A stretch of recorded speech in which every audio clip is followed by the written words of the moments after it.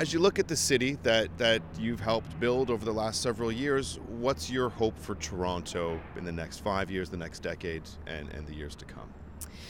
Well, we've been in a process of transformation as a city, accommodating a tremendous amount of growth. And my hope is that we will continue to focus on becoming an inclusive city, ensuring we have affordable housing, but also a transit-oriented city. Because as we add more density, we simply can't add more cars and have a really high quality of life.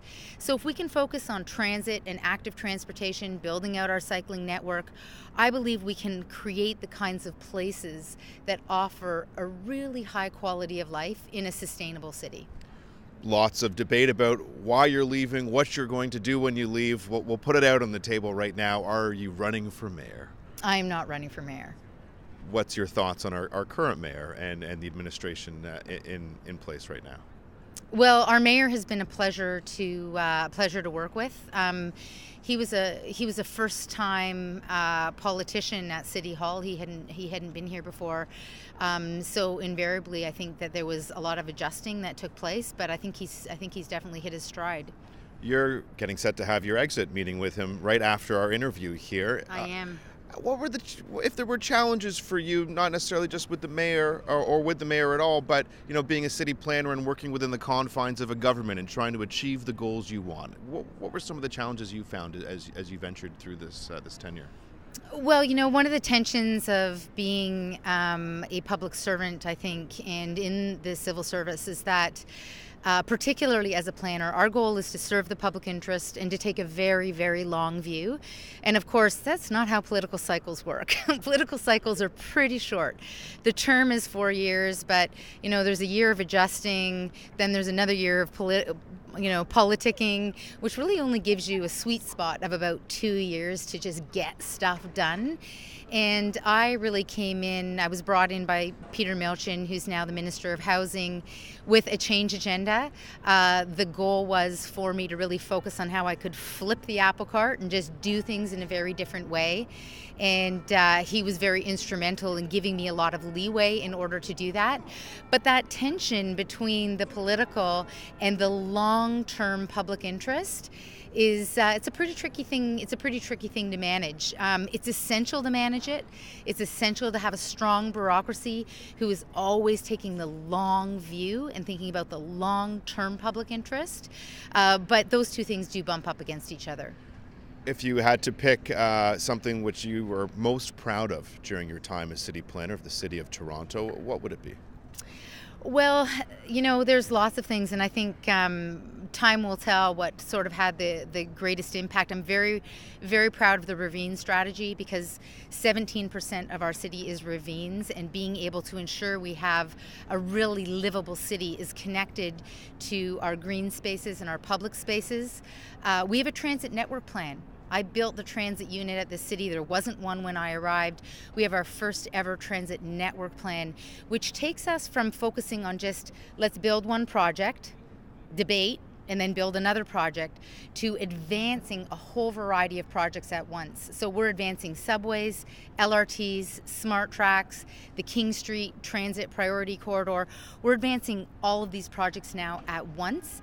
That's a very big change from where we were before. And we have $4.2 billion from the federal government in order to deliver and to continue to advance that planning. So that's another big one. And then I think the other one is the planning process. We really changed the planning process in this city to focus on complete communities.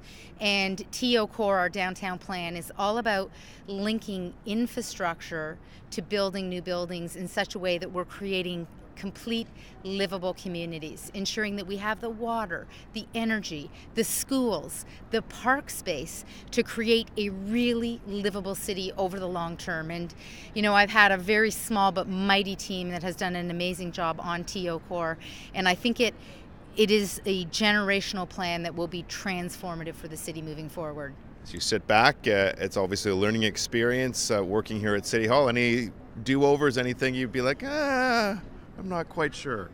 I don't know. I think the biggest thing, I was pretty strategic. So if I felt like I couldn't make headway in a certain area, I didn't make it my top priority. I tried to read the will of council and the will of the mayor and advance the initiatives that I felt would get some traction with this council. I feel the pressure of the fact that we are increasingly becoming a less affordable city, and I see that as an incredible risk to the city that will just become more and more exclusive. Hey, I've got kids. I want my kids to live here. I'm worried that they won't be able to afford to live here. I've got nieces and nephews who are currently getting pushed out of the market. So the affordable housing piece, I feel, is this big unanswered question that we haven't yet really come to terms with it on a significant scale. Scarborough Subway, you helped lay out a blueprint for a subway/LRT. The LRT is still not funded. Any thoughts there, concerns there with how that went? Because I don't think you were necessarily a fan of the Scarborough Subway idea. Well, one of the challenges of being a bureaucrat is that you don't rule the world. You do what you're told. And I was told to implement a subway by City Council. And so I went away and figured out what would be a good transit solution for Scarborough, which is the Scarborough Transit Network Plan, which includes a variety of components. It includes Smart Track, it includes LRT, as well as the subway. Importantly, the Eglinton East LRT is advancing. We have funding from the federal government to continue the planning work to move that forward. So it's actually right on track. You don't usually have funding prior to having your alignment, your station locations, and your technical work done. So it's right where it should be. If there wasn't money to do the planning work and the planning work wasn't being expedited, I would be really worried. But that's not the case. It's well underway. In closing, if you had a word of advice for the incoming city planner for the City of Toronto, what would it be? I think it would be hold on to your hat. It's a wild, wild ride, and you've got to figure out how to enjoy it along the way. Thanks for your time, Jennifer. My pleasure. Cheers. Thank you. That was fun.